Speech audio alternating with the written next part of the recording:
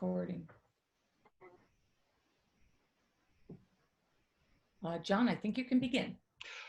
Good evening and welcome to Seek Connecticut's fourth webinar, Transition in the Time of COVID.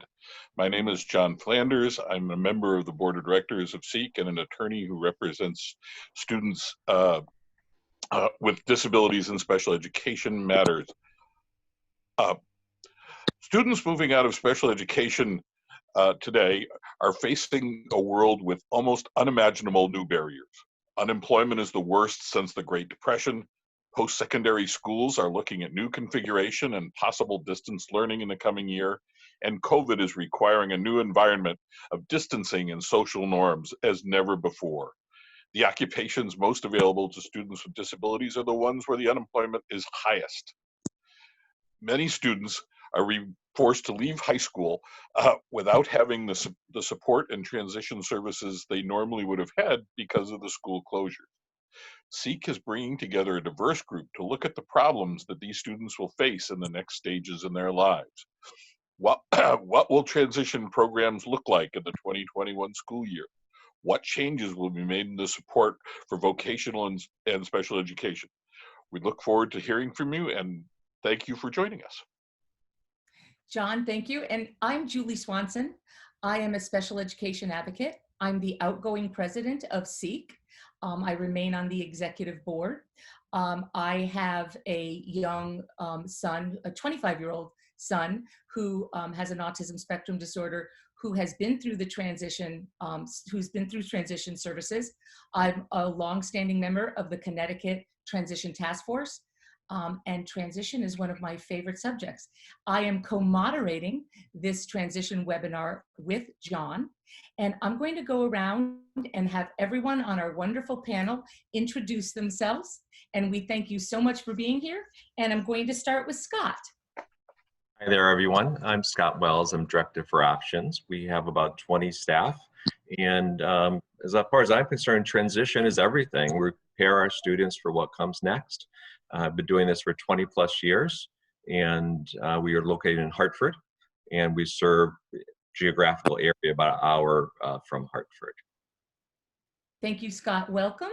And David. Hello, everyone. I'm David Dokas. I am the director of the Connecticut Bureau of Rehabilitation Services. I've been working in the voc rehab field for about 30 years. Including working as a counselor with an emphasis on transition for a number of years as well. I am also a parent of a 19 and a 15-year-old. Excellent, David. Thank you. Welcome. And Helen. Hi, my name is Helen Taylor. I'm also a Seek board member. I also volunteer as a board member for Connecticut Families for Effective Autism Treatment, Focus Center for Autism. I'm also an Autism Speaks volunteer advocacy ambassador. I volunteer with Special Olympics as a volunteer coach and photographer.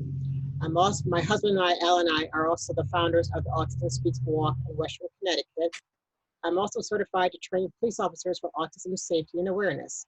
In addition, I am the executive director for the Social Trades Program, cable program. I am the parent of two young men, Chad and Chase. And Chase is 20 years old on the spectrum, and we're currently going through transition. Sure you don't have anything else, Helen? Okay, thank you, Helen. We're so glad that you are with us, and you're terribly ambitious. And now, Stephanie. Hello, my name is Stephanie Tournier Mitchell. I'm an independent educational consultant with 15 years of experience in the special education private school arena. I'm also a proud member of the Seek board and a parent. Fabulous, Stephanie, thank you. And Peter? I'm Peter Gerhardt. I'm executive director of the EPIC School in Paramus, New Jersey, and apparently the oldest person on this board since I've been doing this for 40 years. And the majority of the time I've spent working with adolescents and adults in transitioning across the lifespan, so. Well, thank you for being here, and you're going to get our first question, but I just wanted to mention that we are also, this is also on Facebook Live. If you can't get it live, it will be on Facebook it will be evergreen. And we're doing this in lieu of our regular Seek This Week. We on the board of SEEK are taking the month of July off. So we're doing this webinar in place of that one. So thank you all so much for Julie, coming. Yes. I see a message that apparently my introduction was garbled, so I've been requested to tell people who I am. Oh, okay. So for those, assuming that I've garbled it, I am John Flanders, and I am a member of the board of directors of SEEK of Connecticut, and I am also an attorney who represents families with kids in special education, and the father of a now 27-year-old who has gone through this process. And you are the co-moderator with me. And I'm the co-moderator. Perfect. Okay. Well, our first question is for Peter Gerhardt.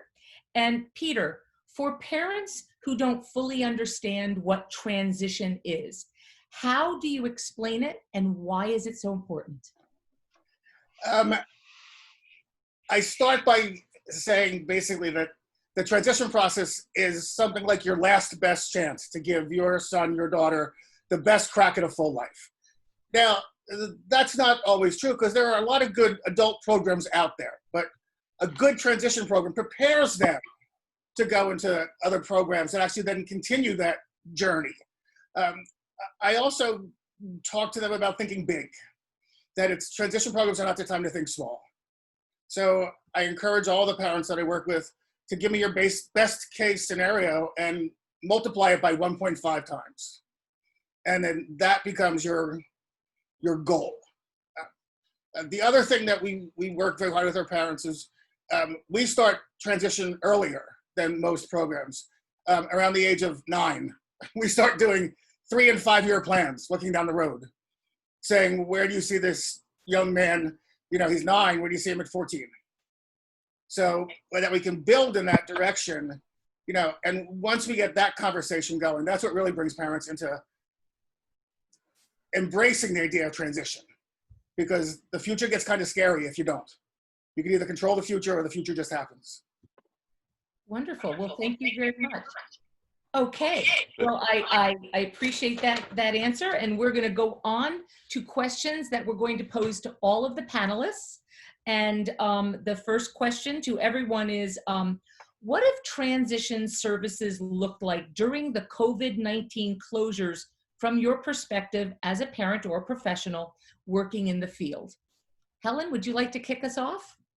Sure. For transitioning from our son Chase, it was a little bit slow going. I had to email the special education teacher saying, what's the plan?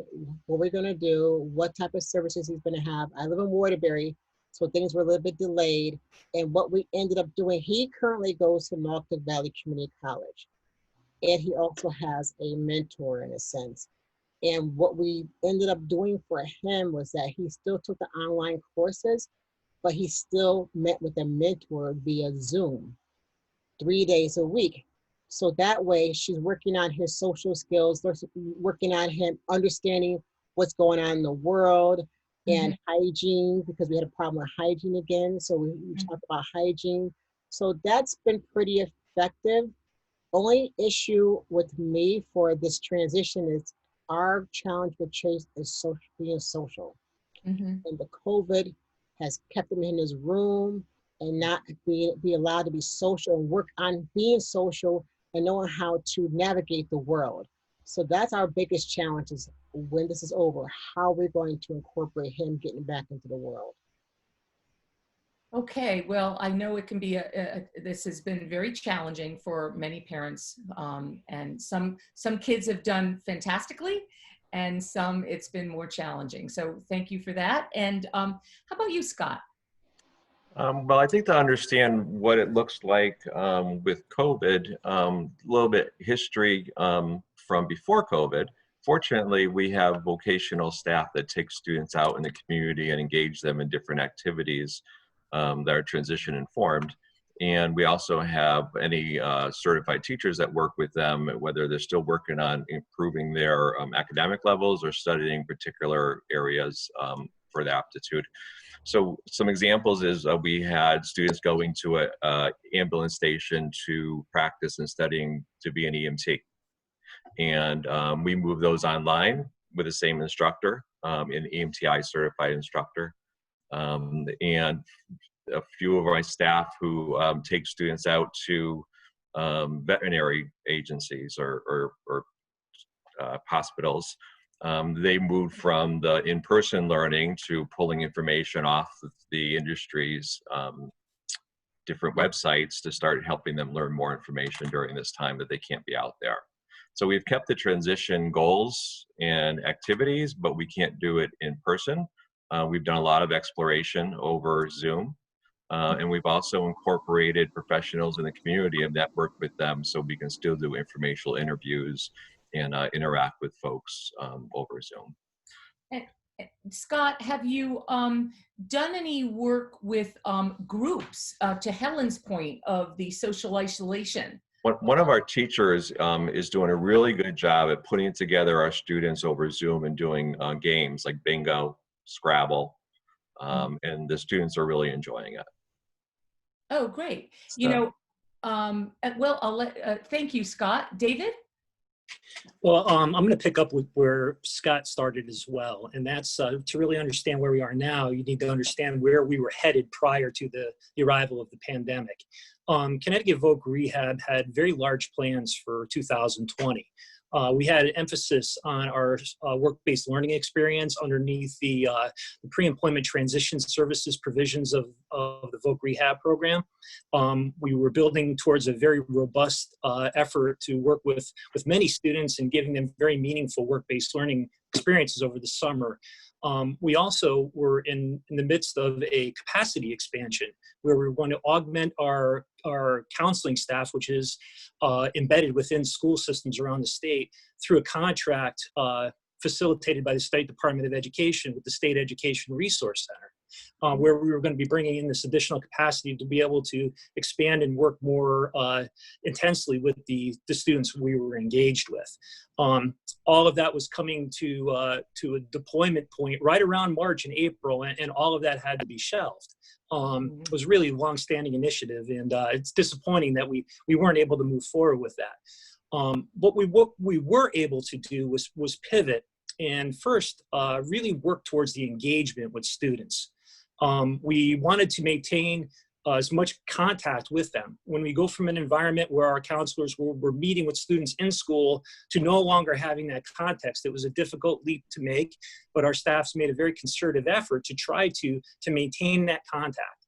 As a whole, the Voc Rehab program has transitioned very successfully over to a virtual service provision model, and our Level Up program, as it's known here, was right along with that. So where we find ourselves today is, number one, we are finding that job opportunities for work-based learning are starting to pop up just within recent weeks. We're trying to leverage that through our community rehab providers and really take advantage of opportunities that are being presented to us. Second, for students who are not going to be able to engage or are not comfortable with entering an on-site work environment, we're enabling the provisions under our law to be able to provide virtual job experiences this summer through actual employment situations. We also are starting a job club that will be delivered virtually. Really a 12-hour session delivered over 3 weeks and facilitated by our community rehab providers. Could you go into a little bit more what the virtual job experience would look like?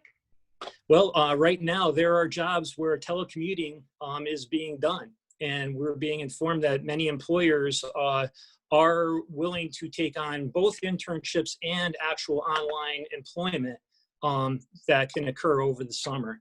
So where necessary, we could look at providing technology. Where necessary, we'll facilitate this to the extent we can. So, can I add something? So Chase is in VRS and Chase is in Level Up. What you said sounds good, but I'm not aware of all of that. But when I was listening to Scott and what he was offering, I had a big smile on my face. You take the kids to EMTs to see what kind of skills they can have. I think in Connecticut, we really could build on that, because the purpose of our children going to school is for them to have a life after school. It's not just about education. What career, how can they get back to community if they can? And to provide them different options for a possible job and experiences, I think that's great. One of the big emphasis that we have is on career exploration and work readiness. We actually also just negotiated a contract with an online learning company called Conover, where we're going to be making products available to our transition age students as well as our adult population to do career exploration work, online assessments, interest inventories, and assist us in the career planning that we're going to be doing with these kids. I wondered what companies were going to seize on these times, and because we've got to be providing all of this, right? And Helen, just one quick correction: all of it is education. I think what you meant to say is beyond academics, because it's all education. So I just wanted everybody to be clear about that. So just to put a twist on it, it's all transition. Right. There you go. Even better. Well said. Okay. And Peter, you might have forgotten the question by now. Do you need me to repeat it? Yeah, could you repeat the question? Yeah, I certainly can. What have transition services looked like during the COVID-19 closures from your perspective as a professional working in the field? Well, I will tell you, my school exists to serve individuals who typically under DSM-5 would be autism 2 or 3. So individuals with significant behavior challenges, communication challenges. Plus we're in the epicenter of the epicenter in Paramus, New Jersey. Yeah. So everything shut down. Like, it was a total blackout. So we, home programming, distance learning, but it's not transition services for us. It's good stuff, but it's not what we need to do. Sure. Because what we do under typical conditions is move out of the classroom and do job internships and have individuals out there shopping for themselves, not shopping for the program, shopping for themselves, right.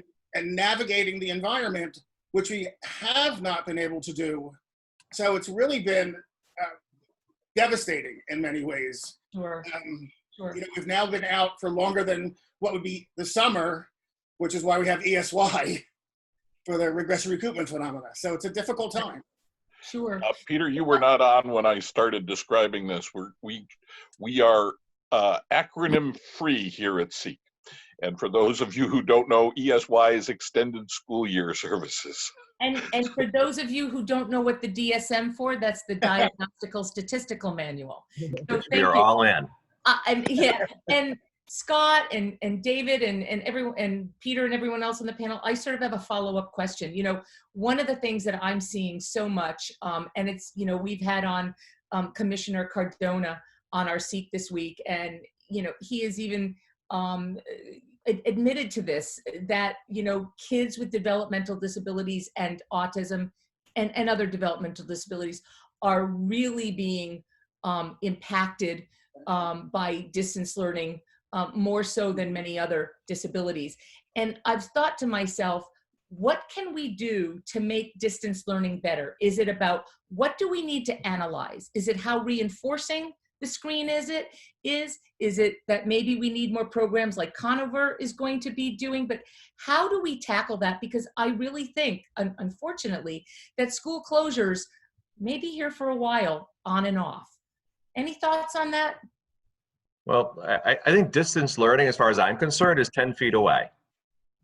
So yes, we could do it all virtually. Yes, we could stay in all the rooms. Kids could stay at their houses. But, the emotional impact on the students, they were already fearful and had a negative experience, probably, right, being that they've struggled with one of the only things they're judged on, which is school at this point in life. So I think the human contact's really important. So certainly the casual Zoom is great. The formal education's great. But I think they need to physically see folks. And I was an advocate of going to have our staff visit students. But unfortunately, there were just restrictions where the districts that we ultimately work for did not feel comfortable with that. Yeah, well, and therein lies the challenge. And therein lies the challenge, correct, yes. And I have employers that want us to start back, but we can't start back till July 6th, so we have to wait. I think you need to make human connections with the kids to keep them.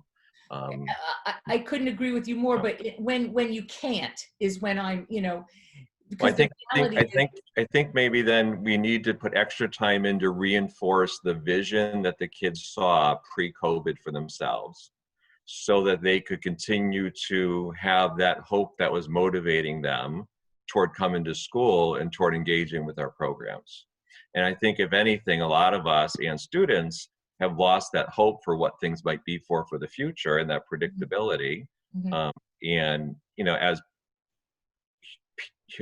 parents, humans, people, we feel it, but our kids feel it even more.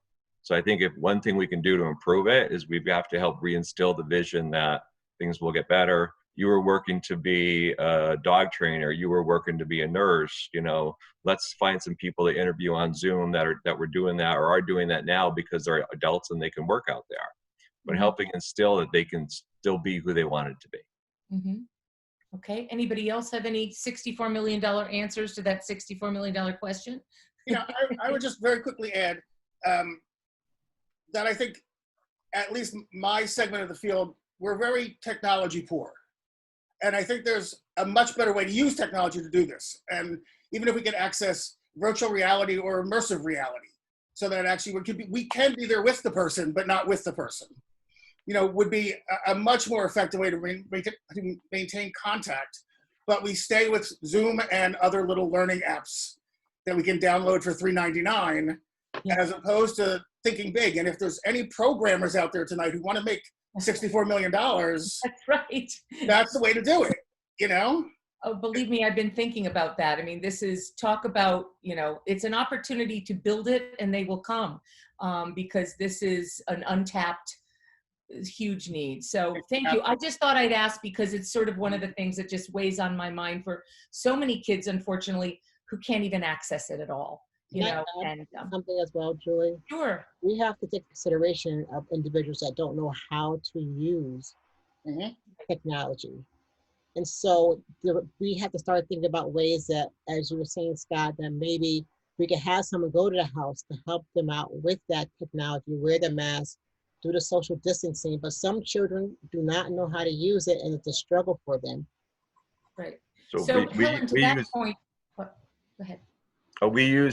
we called in our IT people to have computers, and they remoted in with any families to help them get things set up. And we also had them visit a few of our staff, and I think they visited one of our families. But I definitely think extra resources need to be put into all the technology. Yeah. And Helen, I will remind you and others watching that parent training is a related service under the IDEA, the Individuals with Disabilities Education Act. And you can reach out to your teams and should reach out to your school teams and say, I need parent training around something. So that's an excellent point. The other point that I'll make, just piggybacking off of something that you said, is that all of these new viral health and safety skills are the new life skills. Right. These are new must-have life skills. Mask wearing, hand washing, social distancing, being under the control of somebody who's trying to give you directions so you may not get too close to someone depending on your you know, how you're functioning. But I think parents should be asking for these skills to be in their child's IEP. And if they have extended school year services this summer, so they can learn it to be prepared to participate in school. So I'm going to go on. Did everybody answer that question? So I'm going to go on to the next one. Can I just add one quick thing, Julie? Yes, please. And I think I may have skipped you. I'm so sorry. No, that's fine. No, but I had one kind of more panned out answer to give, Okay. which is that I think that, you know, one of the things I've witnessed firsthand as a parent that was lost with the whole distance learning thing is that sense of motivation from seeing people on a daily basis. Mhm. And so I think that the distance learning and the face-to-face opportunities, whether through Zoom or person-to-person where possible, need to be regular on, you know, a predictable schedule. And that provides, you know, and have frequent feedback, so that there's a sense of accountability for the student, that they're still moving forward, they're still addressing those same goals, even if their environment and the methods to achieve them have changed. That's a really great point. You know, in the chaos, at least there's some structure. So Right. thank you so much. Okay, so we're going to move on to the next question. And it is that the world looks different now with new challenges. What specific challenges do you think transition students will need to be prepared for regarding employment, post-secondary education, and independent living? And Stephanie, would you like to kick it off? Sure. One of the first things that came to mind when I was thinking about this question actually piggybacks on our last webinar on mental health. I think what we've learned a lot through this process is that our students, and as well as our parents, are really suffering from anxiety and depression that maybe have existed before, but could also have developed through this very unfamiliar, very new process. So I think that, they're, along with the life skills and the academic skills, if they're going on to post-secondary or independent living skills, need to be assessed. So do the mental health needs. And I think that, those kinds of supports need to be incorporated into whatever plan or environment that the students are going to, at least initially, as they, either learn to re-enter the world, if that's the case that we're fortunate to have, or go to the next level in a world that looks different from what they were thinking of as they were preparing for this transition. Excellent, thank you. Peter?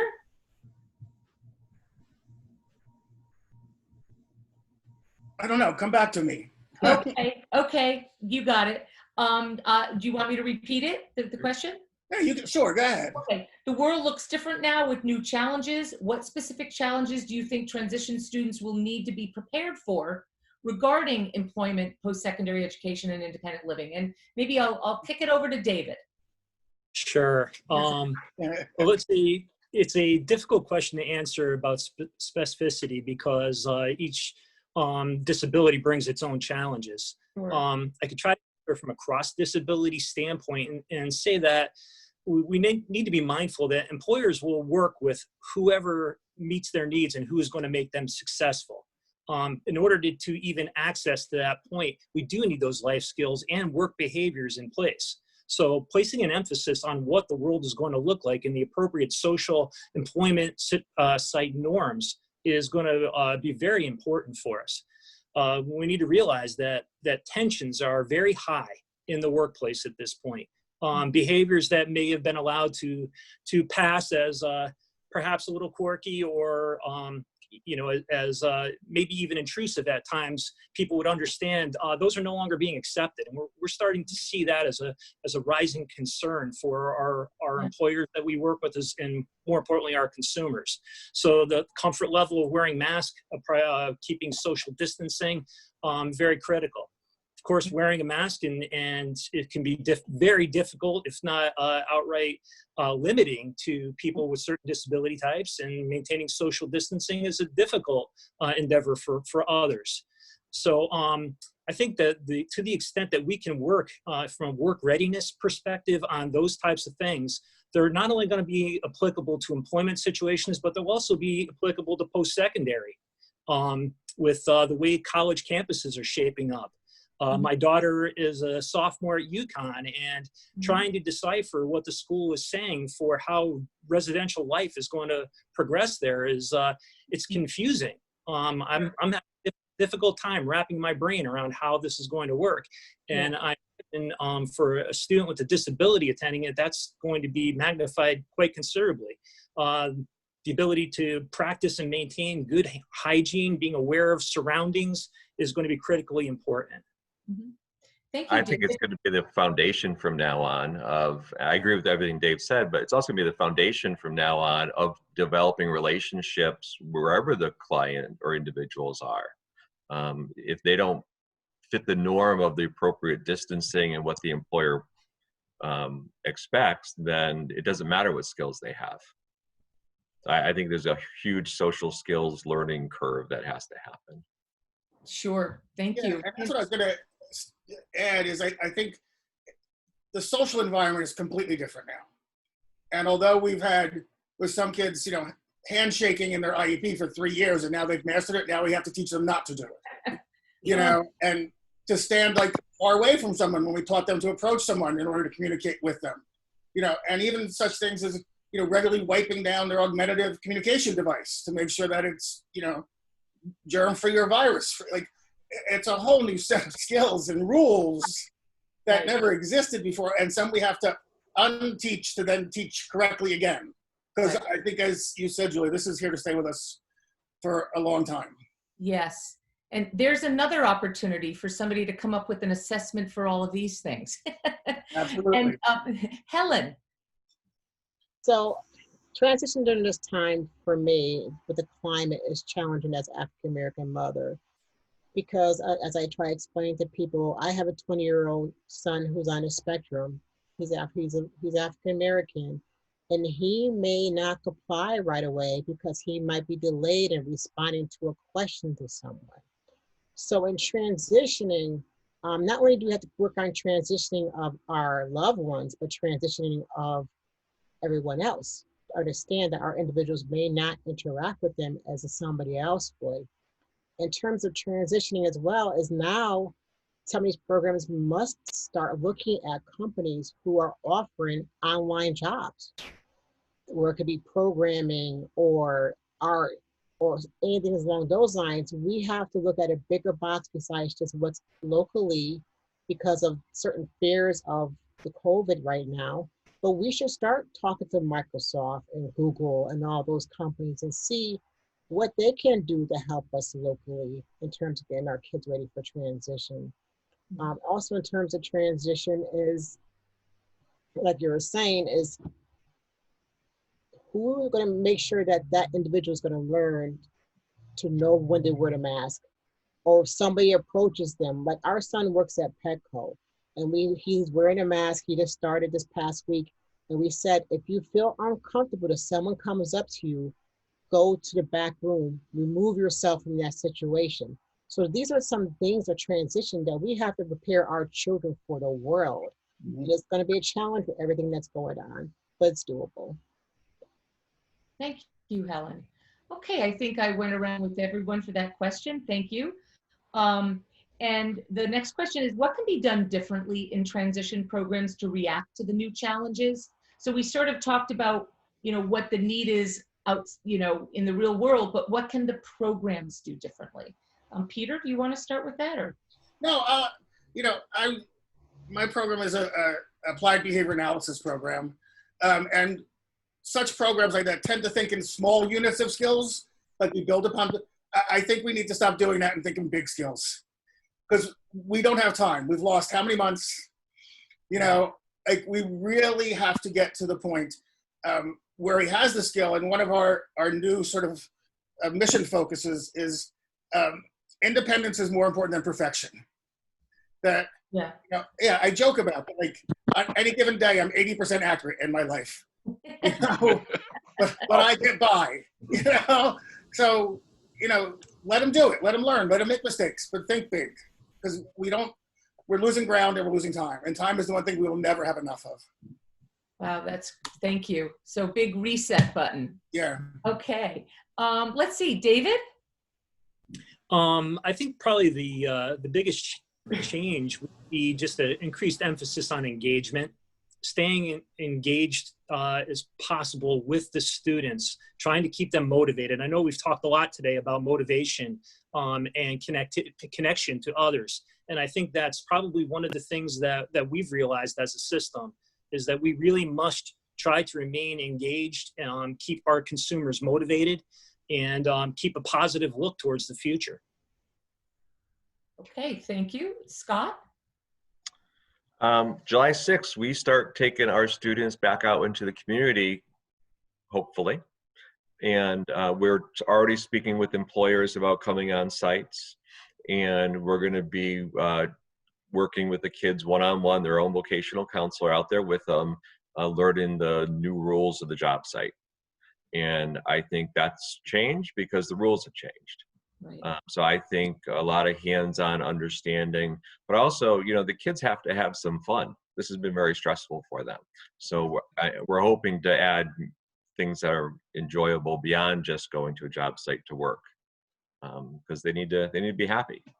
So I think those are the two main things: the emotional about feeling good, and 2 is helping them understand in a real life, real time, real feedback situation. Thank you. Stephanie? Yeah, I was just going to piggyback on that. I think, again, increasing mental health and social emotional learning initiatives at the beginning as kids have to, begin to reintegrate after this period of isolation and have surely, kind of regressed in their social skills. I think I have. So I think that's really important. And one thing I think programs could do is start thinking about beginning their program earlier, even within the senior year of high school, while there's a transition team in place, while the transition is far enough in advance that it's not necessarily a cause for anxiety or fear, and begin to introduce the students to different aspects of the program, people within the program, and skills that are expected of them in the program during their senior year, not to mastery, but familiarity, that I think would significantly ease that transition, especially in this era where, nothing is going to look like kids expected them to when they started the transition process at age 14 or age 16. And, thank you, Stephanie. And Helen, before you jump in, I just want to piggyback off of something that you said, Stephanie. And, one of the things that I understand why school districts do it. Doesn't mean I always like it. But, it's school districts, many school districts fall into this sort of cookie cutter approach to transition. Well, we start this when they're juniors, we do this when they're seniors. And I think it's like you said, we've got to break that mold and even go back. I'm a big believer it's never too early to start transition, right? Like Peter was saying, they start at 9. It's never too early. And I think we need to change the paradigm, right, of that cookie cutter approach and have a more individualized approach to transition that starts a heck of a lot earlier. So anyway, that was a really good point. Helen? I'm just going to piggyback on both what you and Stephanie also said. So what's Chase, when he was going to high school, I wanted to start transition there. They're like, well, Mrs. Taylor, transition doesn't start until they're 16. I said, well, that's too late. If you're in high school, what is your goal? To graduate and do what? You don't wait till your senior year to figure out, okay, now this is what I'm going to do, especially for our children. So I think that there should, with this time, it should be a time of reflection for the state and for our programs to think about really what our individual child can do as a career, and not just, he did that computer program, he said he wants to be a chef. Well, does he cook every day? No. So a chef is what he might want to do, but is that reality? No, but can he be an artist one day? Yes. Can he do graphic artist? So I think the programs need to look at really what the skill set for that child actually really is, and look at companies locally and to have training for companies locally so they can understand our individuals on the spectrum so they'll be employable, or maybe even create some training programs for individuals for each certain aspects that they may be able to flourish in. As well as I mentioned earlier, let's start looking at some online companies where they can still work and maybe still meet people in the other places. So let me jump in here for a second, if I can, Julie. Yes, please. Last year, the Connecticut legislature passed a law that required transition training for students with autism begin at least at age 14. As far as we can tell, most of the schools in the state have applied that to all students because that kind of a distinction causes way too many headaches. So one of the things that I'd be interested in hearing from and I think our folks would be interested in hearing, is what kind of programs can you start with early teenagers? I love the idea of starting at age 9. I always tell people that transition should start at the age when you first ask a child, what do you want to be when you grow up?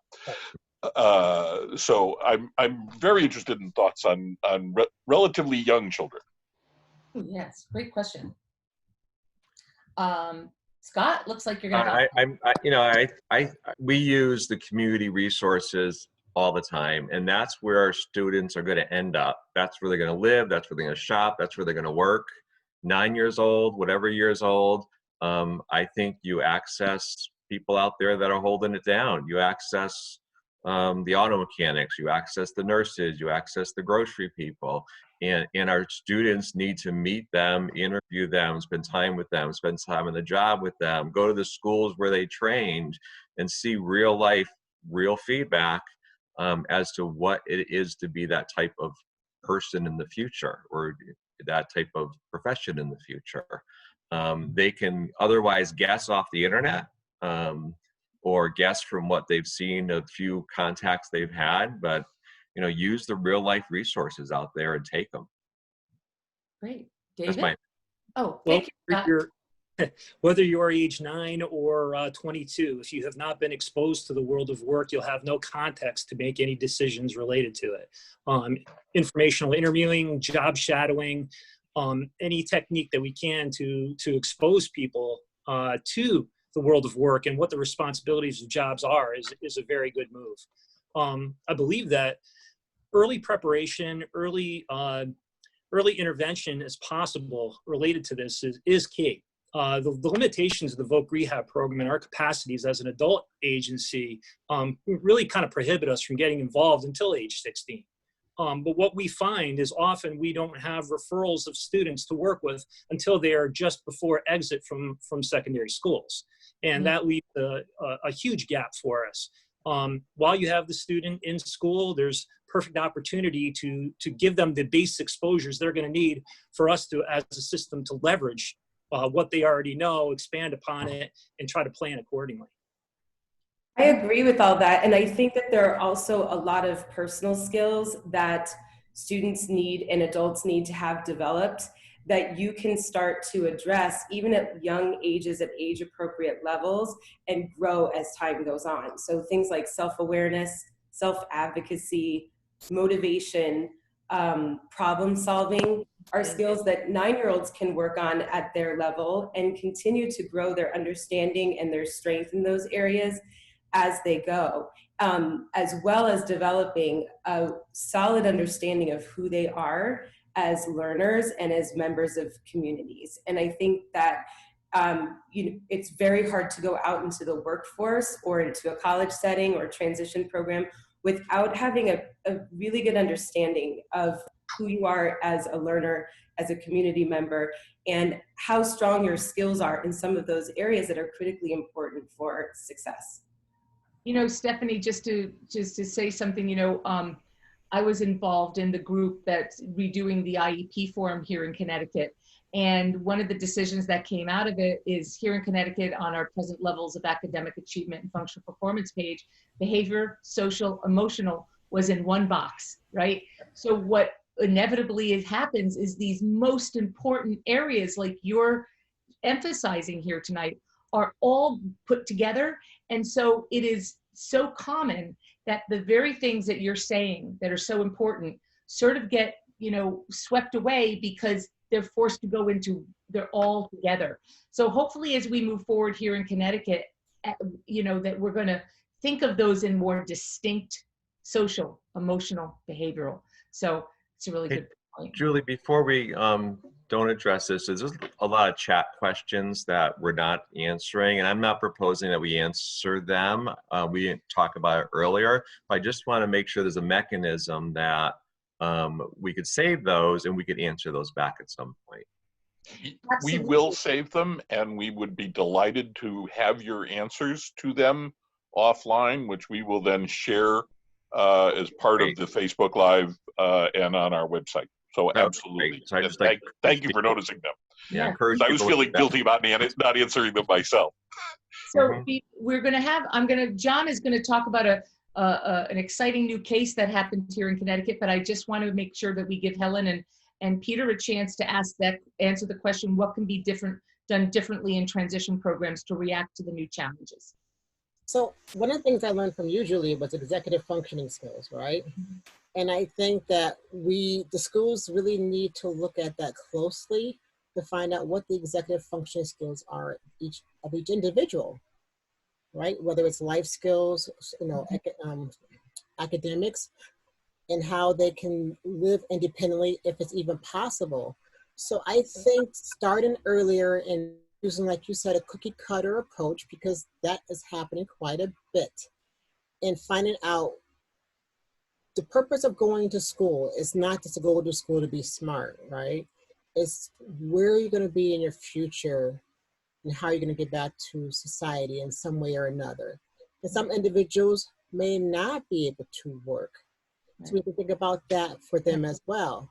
So I just think that in terms of transition, what happens in my experience is that, oh, you know, he'll just go ahead and bag groceries. I'm like, no, he's not going to go and bag groceries because he could do something more than bag groceries.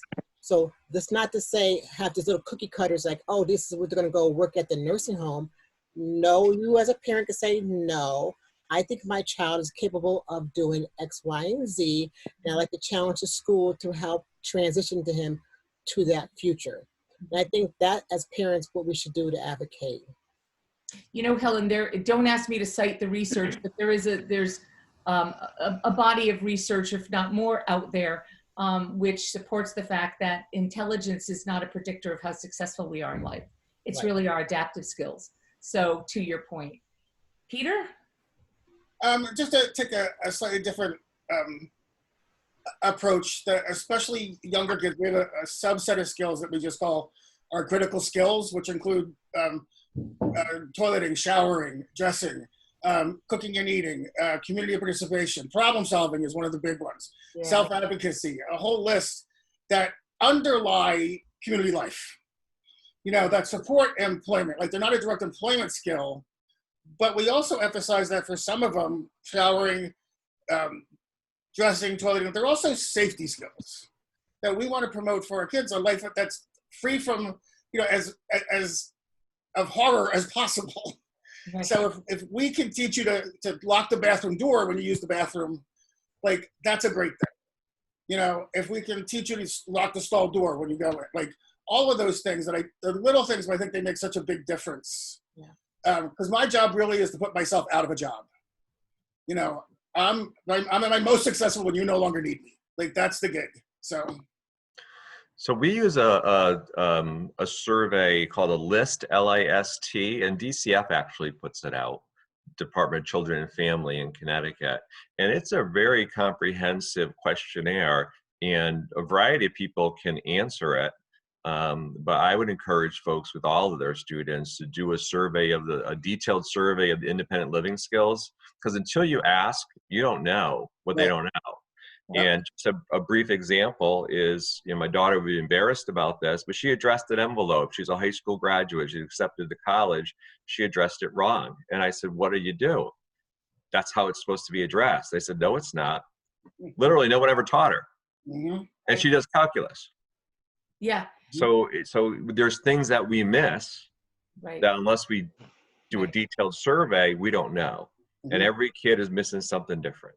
And you know, you know, kids today, they're not writing letters to people, you know, that was like from our era, you know, so but Yeah. still you have to do it. So I'm gonna switch it on over to John Flanders, who is going to talk to us about a very exciting case that came down last week here in Connecticut. John, can you tell us all about it? Sure. I feel a little chagrined to be taking us out of this great conversation and move on to clearly it's part of this, but I am happy to do so. On July 10th, Connecticut District Court came down with a ruling in AR versus the State of Connecticut Department of Education. Before I talk about it, I want to throw out a little caveat. I am an attorney licensed to practice law in Connecticut, which means that I am allowed to give legal advice. I am not doing that now. Nothing that's said during any SEEK program should be considered legal advice. And if anyone wants legal advice, they should talk to their attorney about that. Having said that, a class action suit was brought against the state of Connecticut because of the timing of aging out on special education. Under Connecticut law, a student was no longer eligible for special education services, including transition services, starting at the end of the year in which she turned 21 years old. The end of the school year. The school year, excuse me, yes, June, which is in Connecticut is July 1st. So a student who turned 18 in September continued to get services through July 1st. A student who turned 18 on June 29th was out of luck. 21. Excuse me, 21. Thank you. The court has decided that determination is a violation of IDEA.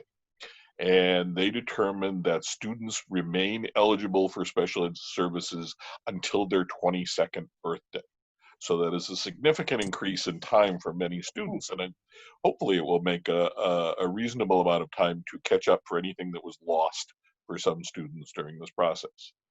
The other plank on this was that the court allowed for students who had not been given this for a number of years prior to the decision to look for compensatory services, to look for services to make up for the time that they did not get between their 21st and 22nd birthday. And that's been turned over to a magistrate judge to make determinations on how it is. But clearly this is going to have an implication for students on transition. And we would be interested in any thoughts that you all might have about how this would affect your programs. And in particular, I'd like to hear about how you would handle a student who is now 23 or 24 and been out of the program for a year or so, but is eligible for compensatory services to make up for the lost time. Can I ask just one question before folks on the panel answer that? Wasn't there also a connection to the fact that continuing education went to 22, so therefore right? Well, I was trying to be brief and not going into the reasoning behind this, but the reasoning is that that students are eligible for public education, and the state argued that public education ended at 21, but the court decided, based on significant precedent, that because schools, the state provides education, continuing education for students who do not have high school diplomas under school administration, that indeed public education continues beyond the normal reigns that we would find in a typical high school. Okay. Anybody like to answer that question that John had? We are fortunate to have a 23-year-old student right now, and he had actually missed a number of years of school, and this was a compensatory ed situation, which means that what he didn't get when he should have, what he didn't get in school that he should have gotten, he was given extra time above age 21 to get it, compensatory ed. So his natural environment, first he was going to come to our school. He was a couple years older than our kids. And then we thought, you know what, his natural environment is he wants to go to Middlesex Community College. So we said, transition, that's where he wants to go, real life, real time, real place, real feedback. So we talked to Middlesex. He's now taking Middlesex Community College courses with a level of our support, and he's passing those courses. And he's also working when he's not at the college with one of our certified teachers, because he's now getting school credit for that time that he's working and for the college courses. And interestingly enough, when he finishes his diploma requirements with us, they're going to retroactively give him credit for all those courses and matriculate him into an associate's program. So he's going to get high school credit and community college credit. So in looking at what do you do with these students that are older, you know, transition is transitioning them to the community, to where they live, where they are. I think that's the environment that they're going to get the services. There will be opportunities to give them additional training and working with the post-secondary schools. So I think they'll have to be evaluated as to, you know, what's a reasonable transition goal, and how are we preparing them or preparing for them in existing higher ed schools and existing communities. And secondary to that, we also have them on a job site, getting some job training and social skills. Anyone else? Okay, well, we have our last question. I think I'm trying to save a very important question as the last question. We're coming upon our hour. And so the last question is, what do you think is the most important advice that you'd give to a parent regarding transition? And I'm going to start with David. I had a feeling you were going to pick me. But that's okay, because I'm going to reiterate something I said and a number of the panelists said earlier, and that's early preparation. The most important thing, I think, is to not allow a student to get to just prior to graduation from high school before figuring out what supports they're going to need after graduation. While a student is in school, using that time to explore outside service agencies that are going to be so integral to the student's life when they graduate and become an adult, hooking up with those systems, and even perhaps most importantly, it is taking advantage of the time to work through the issues we've centered on today.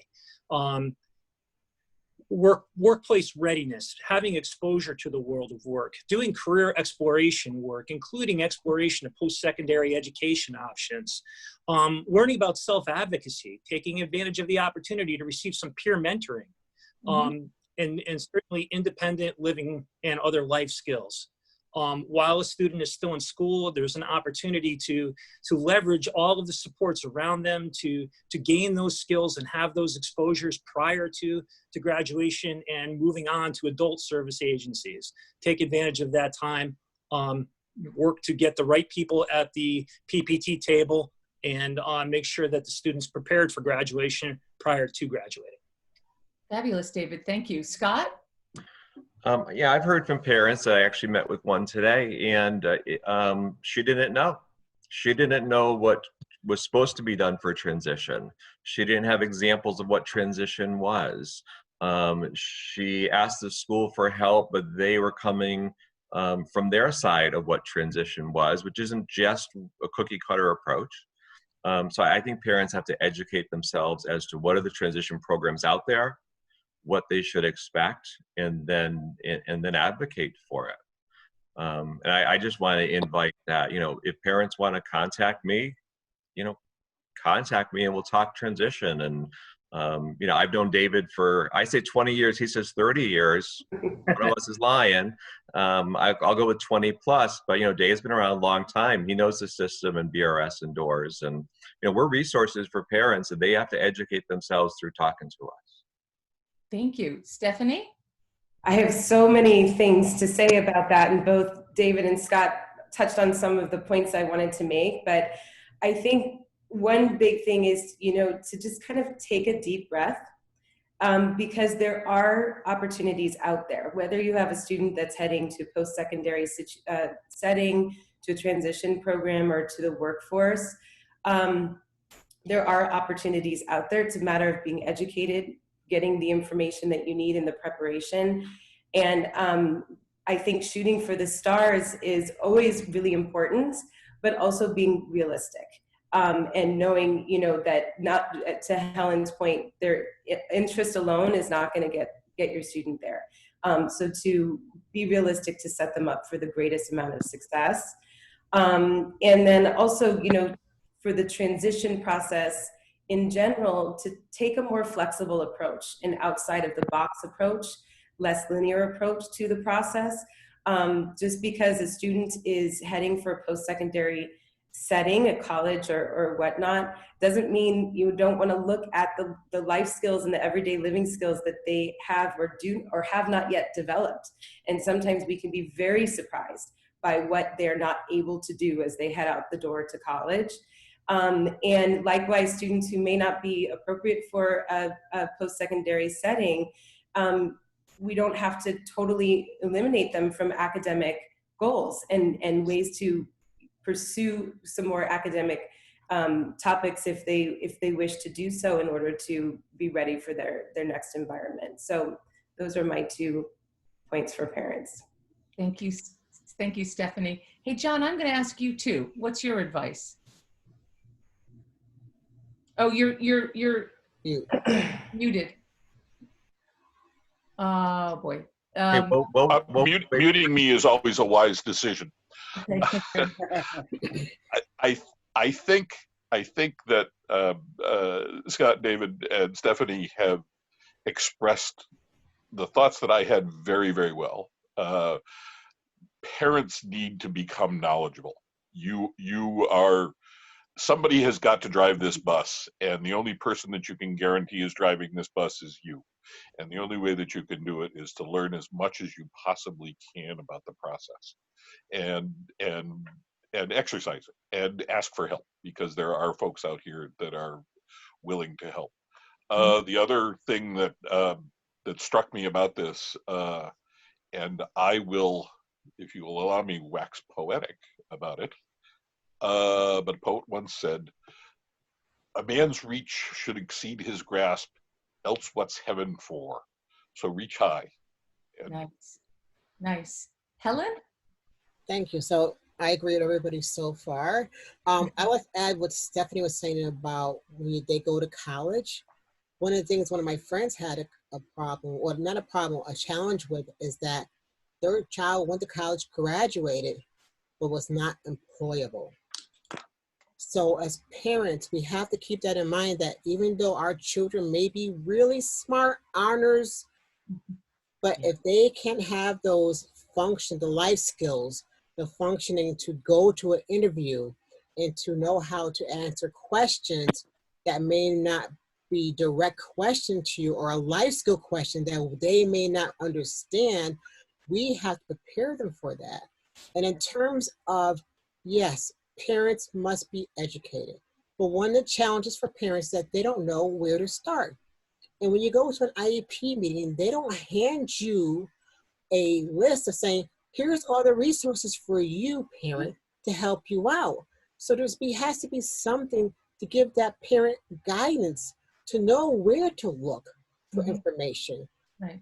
To know to call the Connecticut Department of Education to find more information about where they could get resources, because they don't know. And not to sound morbid, but the way I've looked at our approach with our son Chase is that, what happens when I'm not here, when we're gone? So as a parent, you do everything for your child, but what happens that day that you're not here? So our goal is to work on, when we're not here, what can he do and not do, and who can help them in the future? And don't put a limit on your child. So for instance, with Chase, we would never have known that he was to become a children's book author. He is now a published children's book author. He's introverted. He's not social.